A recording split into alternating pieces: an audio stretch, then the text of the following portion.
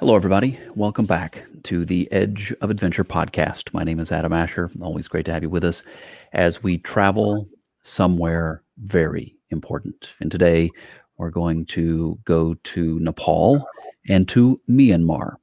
And in order to do that, I'd like to introduce to you my wonderful guest for today, Yvonne Morgan.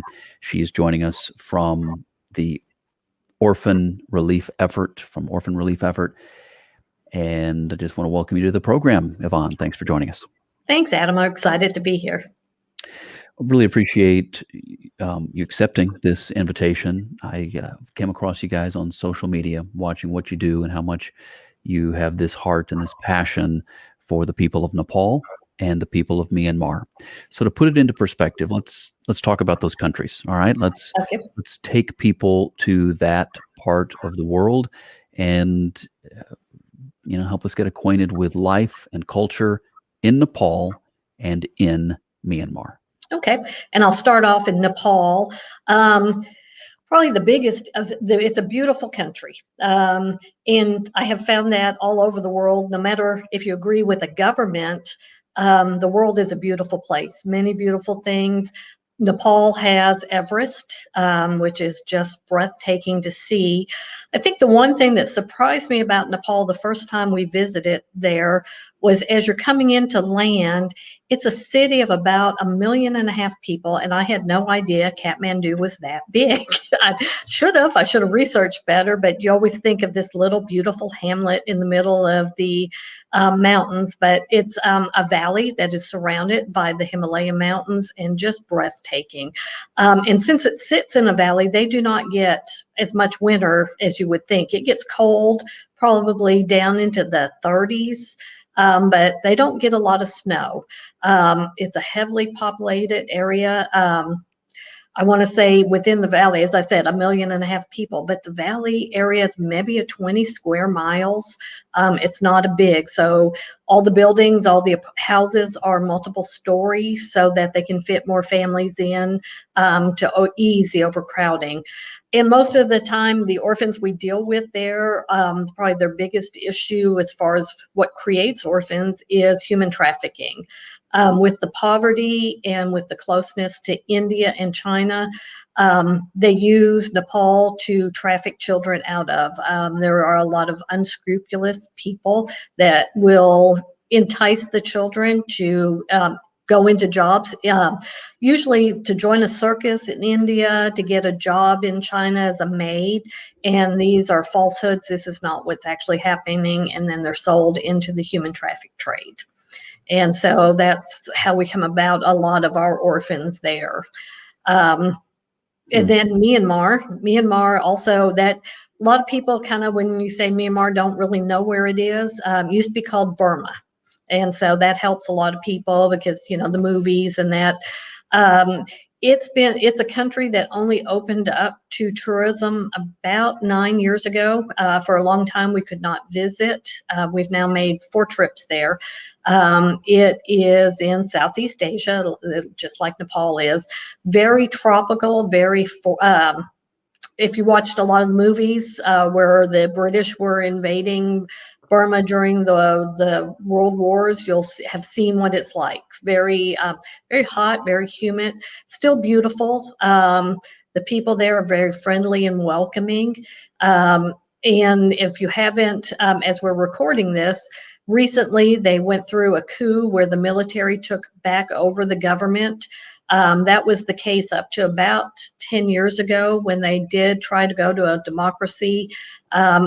And there was a lot of war back when the country was starting to open up. So a lot of our orphans that we get came through because family members, parents were killed during the fighting. Let's see, Nepal is mainly Buddhist. Mainly Hindu, where Myanmar is mainly Buddhist, besides a small percentage of the Christian population that we work with. Yvonne Morgan is our guest today here on the Edge of Adventure. It's great to have her here. It's great to have you listening. And if you are watching this, and of course, there's the audio podcast and then there's the video podcast as well. But if you're able to watch this, maybe on YouTube or Facebook or one of the other platforms, you are getting to see the maps and I've got some pictures we're going to share as well to help to take you to Myanmar, to help to take you to Nepal, and let you get to know this wonderful work at Orphan relief effort. You've alluded to that. You've alluded to the scenario, the situation that causes there's extreme poverty and that causes the need for what you guys do and the need to provide this type of relief to the orphans. And it's not a good situation, but I would like to talk about what you guys do to help alleviate it, how you help to serve those who are in great need there. Tell us about your work through the orphanages that you all provide. Okay, we have an orphanage in each country. Again, I'll start with Nepal. We have a building we rent there. It's 4 stories, and we have 2 of the floors, and we have about 20 children there, ranging. Our youngest is about 8 at the moment, and going up through high school, what we would consider, yeah, an 18-year-old in this country. They finish school earlier than we do here in this country, but we let them stay on until they can get jobs and get themselves settled. It's a good facility, and it's hard. Properties are very expensive in Nepal, so we have to make do. We have thought about building our own building, but it's just not practical. With the area being so overpopulated, it's hard to find land, and when you do, it's ridiculous prices compared to the rest of the world, and where we see, where we also have worked in the past. It's just very expensive. In Myanmar, we've been there since the country reopened. We're getting up to 40 kids. Since that picture was taken, we've actually added about 6 more children. And we have built a building there. It will house 50 people, 50 children. We're at 40, so we're getting near maximum. But the nice thing there, to build that building that you see in the picture, it only took us about $10,000. So much less expensive for building in Myanmar than compared to Nepal. Yvonne, approximately how many children are you providing for in each of those 2 countries? In Nepal, it's about 25, and in Myanmar, it's 40. So 65 children all in total. I noticed too that Orphan Relief Effort provides a variety of services. I think of it, or these are my words, it's almost a comprehensive type facility that is caring for the children, not just in terms of a place to live, but it's also what other projects. You've got education and medical care. Talk to me about how comprehensive the care is. Yeah, we approach having these homes more like it is a home, not an orphanage. Our children are not available for adoption. We bring them in to raise them from whatever age we get them until they are out on their own. And so we provide full care. 3 meals a day, usually rice for several of the meals, because that's what the culture does. We try to make sure they get meat at least 2 to 3 times a week. We provide education, because most schools, even though they will be free, we still have to buy uniforms and books. We provide medical care. We've had a few, they get their regular checkups, including dental. We've had a few situations where we've had to do surgeries for our kids, and we provide that. And so just providing them as if they were living in our own homes. And then we also try to work within the communities around. When we're in Nepal, we'll go visit the schools and, try to help as much as we can, providing things, small things usually, like helping fund books for some of the schools, just to make sure the community knows what we're doing also. I understand that in Nepal, the government of Nepal even refers children to you guys. Why is there such a good relationship between Orphan Relief Effort and the government in Nepal? Back probably 10 years ago, Nepal had many, many orphanages all over the country. A lot of them were fronts for human trafficking. And so the government cracked down, and we established a relationship. We're very open with the government of Nepal. They come, they check on us unannounced. They've done that for, like I said, probably about 10 years now. We provide them open access to all our books that over there. So they're very comfortable with us, that we're not the front, that we're not taking the kids out of Nepal and sending them, to brothels in India and China, and try to make it where they knew they could trust us. And we've had a lot of, some of the children there we've had since they were 8 and now they're 18. So they can see the history, that the children are not abused. They're well taken care of, well fed. We've got all the doctor records. So they know we're taking good care of the kids. Yvonne, let me ask a question. Again, I think of it as my responsibility as I interview the different guests and I get to know them. Part of my job is to ask the questions that the audience might ask. So let me ask this one. Is there any way to reconnect these children to their parents? In Nepal, most of the kids do not have parents. In a few situations, the parents were the ones trying to sell them into the human trafficking. And so we try, if we can. We do allow the ones that do not have actual parents anymore. We do allow the family members, aunts, uncles, to come and visit the children so that they keep that connection. But we have to be very careful that we're not allowing them into a situation that's going to be harmful for the children. We had one young lady we rescued back a while ago, and she was pledged in marriage. She was 13. She was pledged in marriage to a 50-year-old. We got her one night in the dark of night. And so in that type of situation, we would never let her reconnect with the family, for the simple fact that the family was the one that arranged the marriage in that situation. And I'm sure they were well compensated, but a 13-year-old should not be married to a 50-year-old.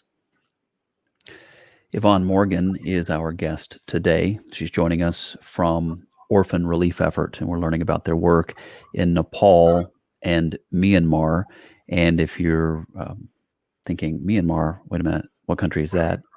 It's Burma. And so many of us grew up learning that would have been the country we would have learned about. It's now referred to as Myanmar. What's the culture like over there in particular?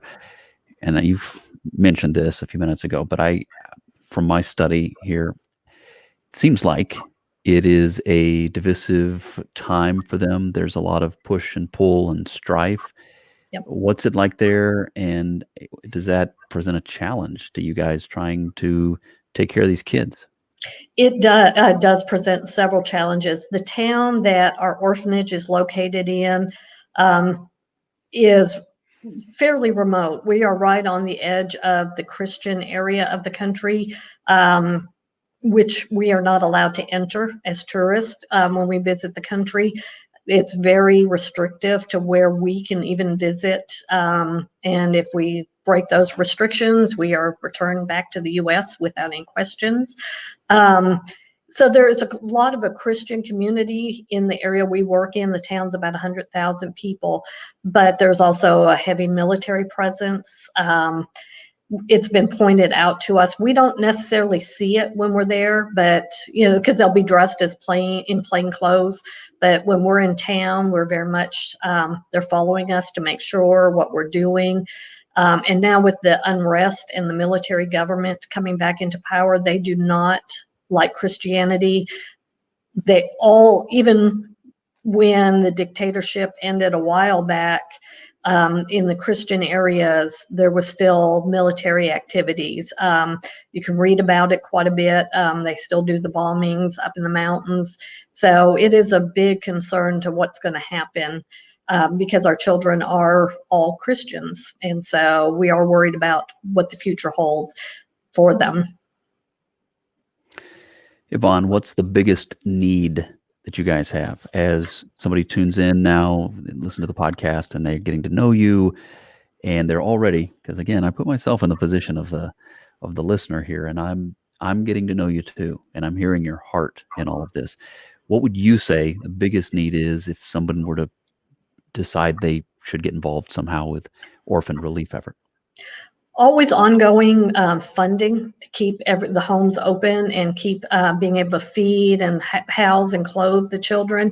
And I say money. We've been approached many times about sending things, which I wish we could. It would make my life so much easier. But back a few years ago with Nepal, we decided, okay, let's do this. Let's send over a pallet. We loaded it up with a variety of stuff, underwear for the kid, just clothing and all kinds of stuff. And it weighed right about 100 pounds, and it was $5,000 to ship it. And everything was donated, so there was no cost to us for that other than we paid for the shipping. But if I sent, $5,000, that operates the house in Nepal for over 5 months.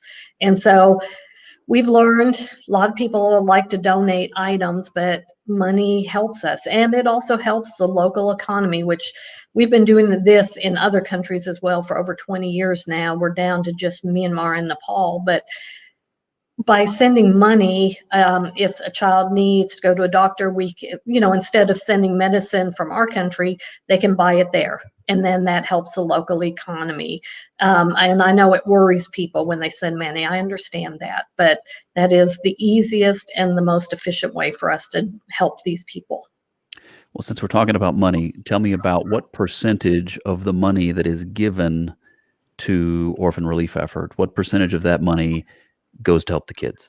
We send it all. My husband and I, we've recently retired, but both worked full time, and so we do this as a labor of love. So we keep nothing. It's my husband and I run this. There is no staff. At the homes in each country, the people that run them for us volunteer. They live there, so I mean they don't pay rent or anything, but they're not getting paid. So 100% of what we get goes to the kids. If there's something unusual, a cost that's involved, like the time we did the shipping for 5,000, we pay that out of pocket. When we go visit, my husband and I, we pay our own way. We do not use funds for that. As I said, we're working. We're retired now, but we've made sure that we do anything like that cost wise comes out of our pocket, not out of the money for the orphans, because people want to be able to give and know that the money's making a difference. My guest today, right here on the Edge of Adventure, is Yvonne Morgan. She's the founder, and she and her husband work very hard to provide this type of care to these kids in Myanmar and Nepal. The name of the organization is Orphan Relief Effort, and you can look them up online. And if you're watching the video version of the podcast, you see the website, which is now on the screen, orphan-relief-effort.org. So the dash between the words, orphan-relief-effort.org, to learn more about Orphan Relief Effort and also to let them know you want to help them out somehow. All right, Yvonne, I want to ask you if it's okay. I want to find out why you started this. I need to know a little bit about your story, because I've always felt that when someone is giving and serving in the way that you are, there's usually a story behind that and a reason oftentimes why a person would choose to give and choose to love others in the way that you do. Yvonne. Yep. Started almost 30 years ago now. I've got 2 daughters. They're grown, obviously. And then we had a son. He was born in 93 and died 9 days later, which was, yeah, as you can imagine, a shock, lots of grief. And I didn't know what to do with ourselves. We'd always been in church. We'd always been faithful to God. And, as time wore on after his death, I really wanted to do something to kind of commemorate his life, because when you lose a child that young, no one else is going to remember him. He didn't make a future, didn't accomplish anything in his life. So I wanted to kind of do something, and I went on my first mission trip in the year 97. Went to Haiti, and then did several other mission trips after that. And just finally, we went to Kenya in the year 2000. And the number of orphans there from the AIDS epidemic just broke my heart. And we came back, and I knew I had to do something. So after a lot of prayers and working, talking with other people, we formed Orphan Relief Effort. And for the first 10 years we did this, we worked in Kenya. The government has since cracked down enormously on orphans because they were having the same kind of issues. But there is a lot of corruption in the Kenyan government as well. And so we finally had to walk away from that work and ended up working now in Myanmar and Nepal. But it was all came about because of our son. Yvonne Morgan is the founder at Orphan Relief Effort. We're learning a little about her and her story. Yvonne, do you think that God uses maybe the pain, some of the things that we go through in life that are, we don't think of them as positive, we don't think of them as good, that we would think of them as being very bad? Can God, and does God use those things for good I in think our? so. God didn't cause our son to die in order to do this, but I think when you're a person of faith, of the Christian faith, he watches to see how we respond to the natural things that happen in our world, and he uses them. He allows us to see ways to use them for good, if we're looking. It would have been very easy to fall into that pit and never come out. But one of the things I read during that time was 80% of marriages fail after the death of a child. And that started up me researching. It's like, okay, that's not going to happen to us. And then it's like, I've got to do something. I've got to make a difference. And so that led to this work. And as I say, I lost one child, and I have hundreds around the world that call us mom and dad now. In fact, a lot of them, the ones from Kenya, even though we don't work there anymore, the girls that were in our orphanage there, many of them still keep up with me through Twitter and through Facebook, and always getting little messages, and it's such a blessing. Help us by putting, because you know these kids in a way that we don't, right? You've seen them, and you work with them, and you work with those who take care of them. What are they facing? I know you've talked about some of the realities. I mean, I know how we get here to where why they're orphaned, why they can't go back to their parents, and why they're in danger, and all these things. But help us put ourselves into the place of that child. What is their life like if they don't have someone like you stepping in to shield them and protect them and provide for them? It's hard to think about. It's a reality. I know one of the girls that we rescued in Nepal, that's still with us. She was about 8 when we got her. Unfortunately, at the time, because we were limited on space, I wish that wasn't a reality either, but it is. And so she had a brother and a sister, and they were sold by the parents to a circus in India, and never heard of again. So we have no idea what has happened to them. You can imagine. It's not like our circuses here in this country. They would have been slave labor for the circus. Also, when we've been in Nepal, there is a Hindu foundation that works to rescue a lot of the trafficked women, and we have toured it and met with them, and have seen the videos of what happens to these kids, these girls especially, that are trafficked.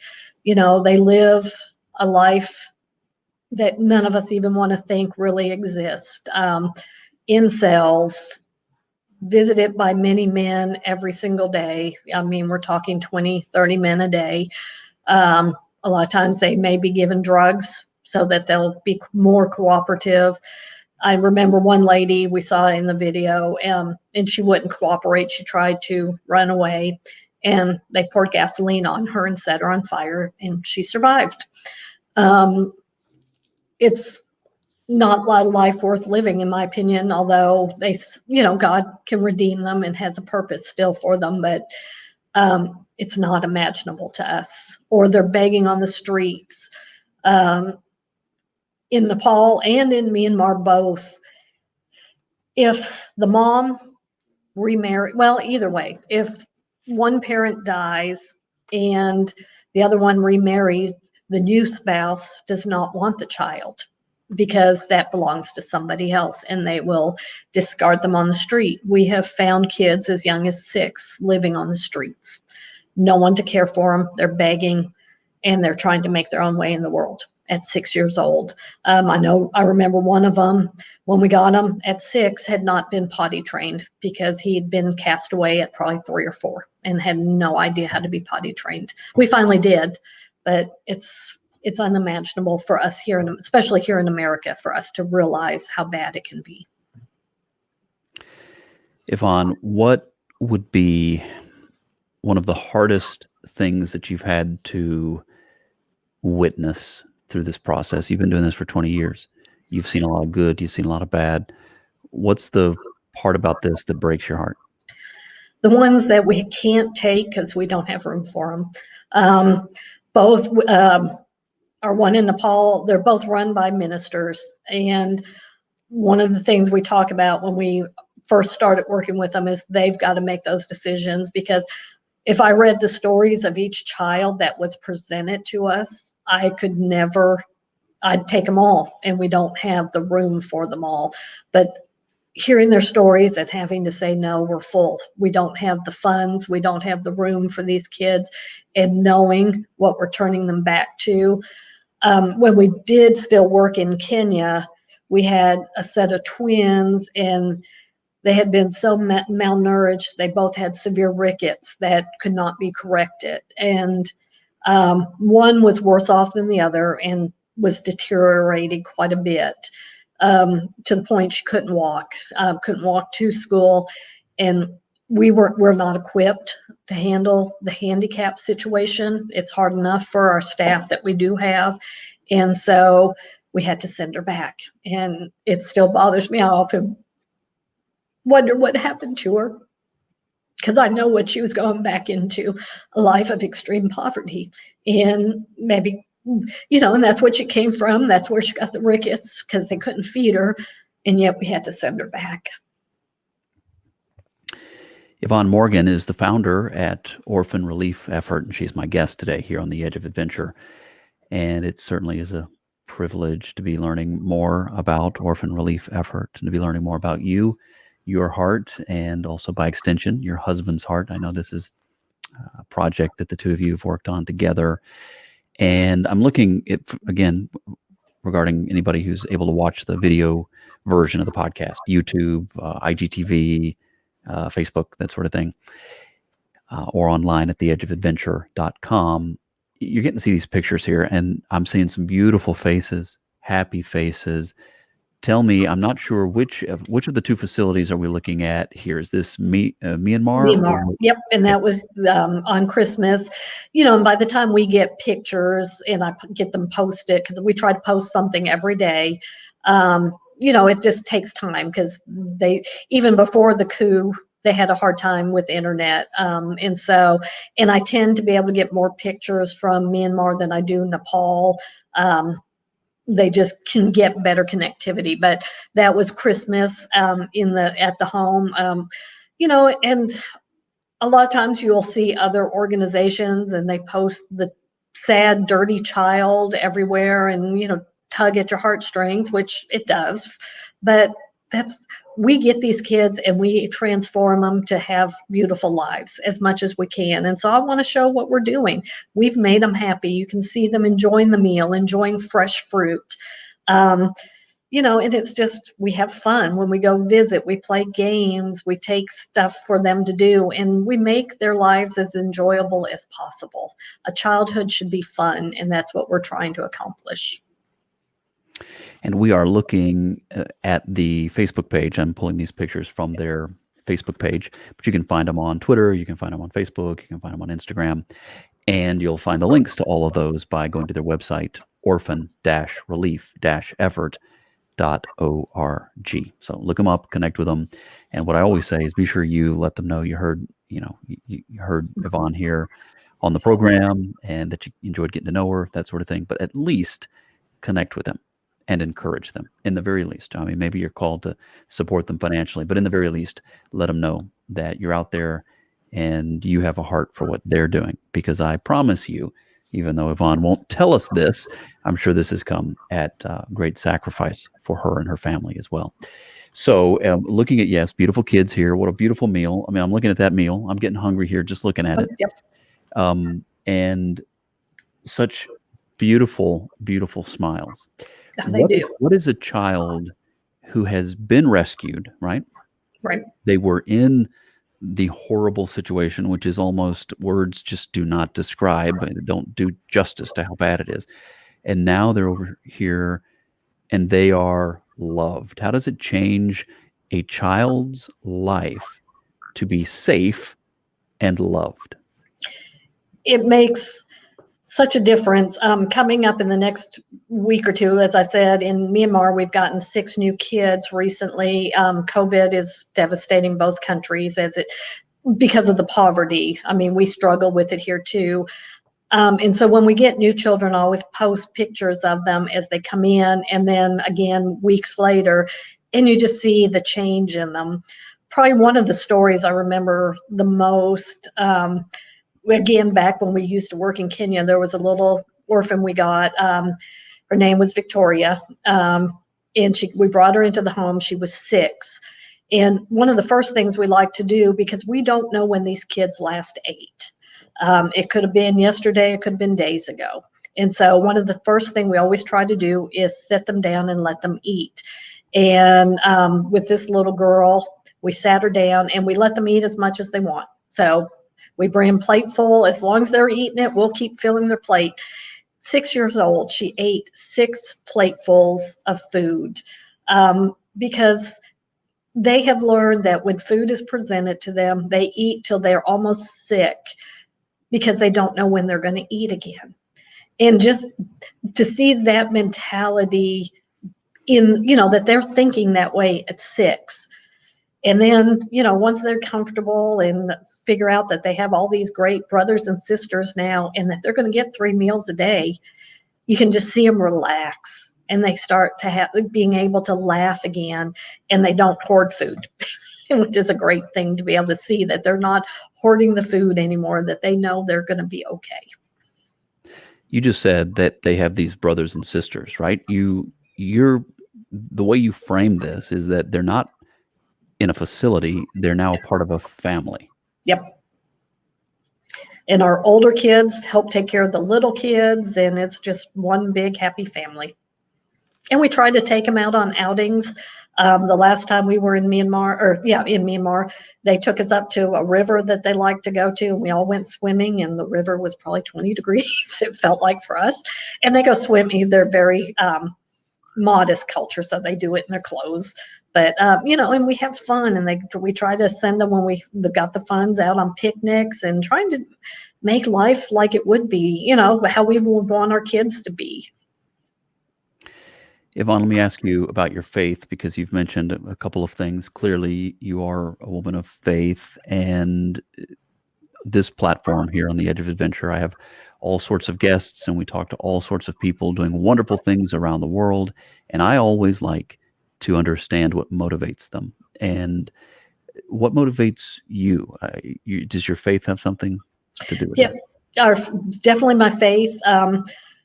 Well, I'm of Christian faith. Christ died for my sins, which a lot of times we really can't grasp how big that is. And if all the things he does for me in my life, this is just a small thing I can do to repay him. James chapter 1:8, or excuse me, 1:27. I'm losing my mind. Tells us that faith is taking care of widows and orphans in their distress. And I took that message to be took it to heart, that that's what we're called to do. We're supposed to take care of each other. And who's the most vulnerable in our populations but orphans and widows? And I've read over the years, if every Christian in the world did their part to help 1 or 2 people, we wouldn't have poverty anymore. Yvonne, I asked you about what breaks your heart. Now let me ask you about what restores your hope, what restores your energy and your belief that all this hard work is worth it. It matters. It makes a difference. What is it that gives you that boost when you need it? As I said, there are those kids who've gone through our program and graduated, for lack of a better word, and they're living adult lives now, and they reconnect and just call me mom. I'll get a text and it's like, hey mom, I just enrolled in college and here's what's going on. And it's like, and I don't ever expect a thank you, but just to know what's happening in their lives and being a part of it just makes it worthwhile when we go, and the hugs and the kisses we get from these kids. And then the hard part of it all, as my husband always says, come the end of a trip, that's when I'm crying, is because I don't want to leave. I want to stay. I want to keep seeing what we can accomplish without a ton of money. Um, each of our orphanages take about $1,000 a month to run, and a lot of times we run them on $500 a month if that's all we've got. It's not a big amount to feed this, to take care of this many kids, and to see how we can make a little go a long way and put smiles on kids' faces makes it all worthwhile. Yvonne, as we get to the end of our time today, it's been a great conversation. Make the invitation. What does the audience need to know, perhaps about the scenario that you guys are facing, about you guys in particular, or I don't know, what does the audience need to know? Leave us with that today. It doesn't take a lot to really change the life of a child. If we had somebody doing $20, $10 a month, it makes a difference. You can contribute to putting that smile on a child's face and giving them a hope of a future. Okay, ladies and gentlemen, it has been my privilege to get to know Yvonne Morgan today. Again, she's the founder at Orphan Relief Effort, and they provide shelter and education, medical attention, clothing, food, and love to these kids. And of course, I'm going to say it, they could definitely use your help. So please reach out to them at orphan-relief-effort.org, orphan-relief-effort.org, or follow them on Facebook, Instagram, Twitter, so on and so forth. But connect with them. That's my request. Connect with them, encourage them, let them know you appreciate what they're doing. And then if you can help them somehow, I'd love for you to do that as well. And prayer. We always need prayer for these kids too. And pray for the kids and pray for Yvonne and her husband. What's your husband's name? Bill. Bill. Pray for Yvonne and Bill, and just that they continue to have the strength and the ability to do this, because they're doing great work around the world. And today, Yvonne, thanks for taking us to Nepal and to Myanmar. And of course, knowing that there's also, these are tense days in Myanmar in particular. We'll be praying about that as well, that the kids would be safe and continue to be well taken care of. Thank you. Thank you so much, Yvonne. We will see you again soon, and we'll see all of you again soon for another edition of the Edge of Adventure podcast right here. Thank you all, and God bless. Thank you, Adam.